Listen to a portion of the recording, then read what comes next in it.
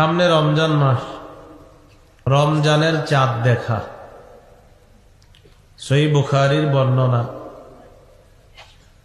1909 নম্বর হাদিস 1909। قال رسول الله صلى الله عليه وسلم صوموا لرؤيته وافطروا لرؤيته। রাসূলুল্লাহ সাল্লাল্লাহু আলাইহি সাল্লাম বলেন, তোমরা চাঁদ দেখে রোজা রাখো, চাঁদ দেখে ঈদ করো। তাহলে রমজান মাস এটা আগমন করলে আমাদের প্রথম কাজ চাঁদ দেখা, চাঁদ দেখে রোজা শুরু করা, চাঁদ তালাশ করা।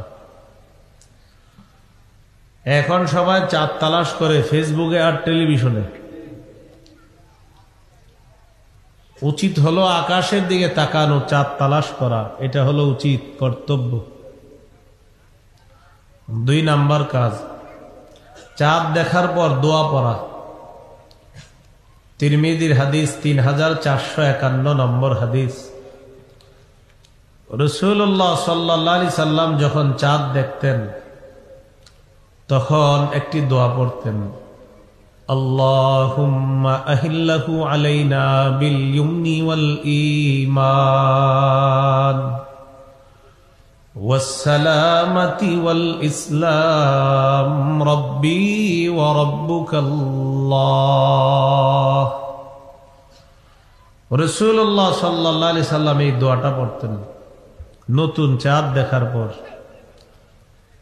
3 নম্বর করণীয়,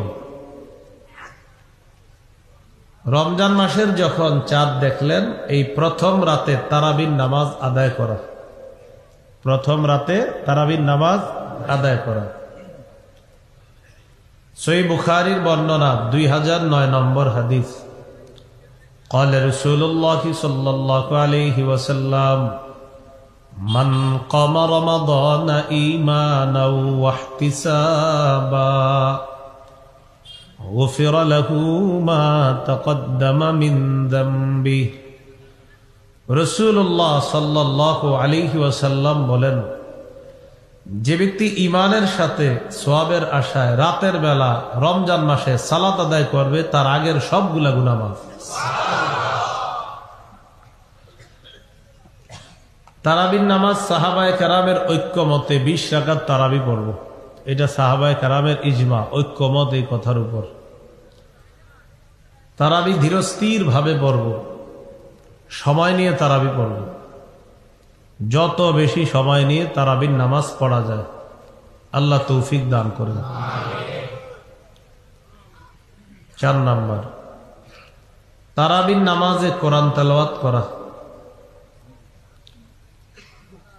কোরআন তেলাওয়াত তারাবিতে করবেন, তারাবির বাহিরেও কোরআন তেলাওয়াত করবেন। তো তারাবির নামাজে কোরআন তেলাওয়াত হাফেজ সাহেব যারা তেলাওয়াত করবে ধীরস্থির ভাবে করবে। আর যেসব মসজিদে সূরা তারাবি হয় তারাও ধীরস্থির ভাবে কোরআন তেলাওয়াত করবে। আমাদের সমাজে মুসল্লিদের মধ্যে কম্পিটিশন হয় কোন মসজিদে তারাবি কত তাড়াতাড়ি শেষ হয়। এক মুসল্লি আরেকজনকে বলে, তোমাদের কতক্ষণ লাগছে? তো বলে 2.25 ঘন্টা। এতক্ষণ লাগে, আমগো তো 1 ঘন্টায় শেষ।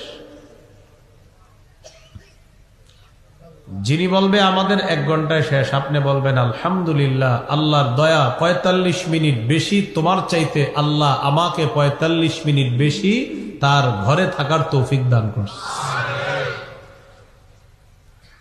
যিনি 1 ঘন্টায় পড়লো আপনি বললেন 1 ঘন্টা 45 মিনিটে, তো আল্লাহর সামনে বেশি ছিল কে? আপনি।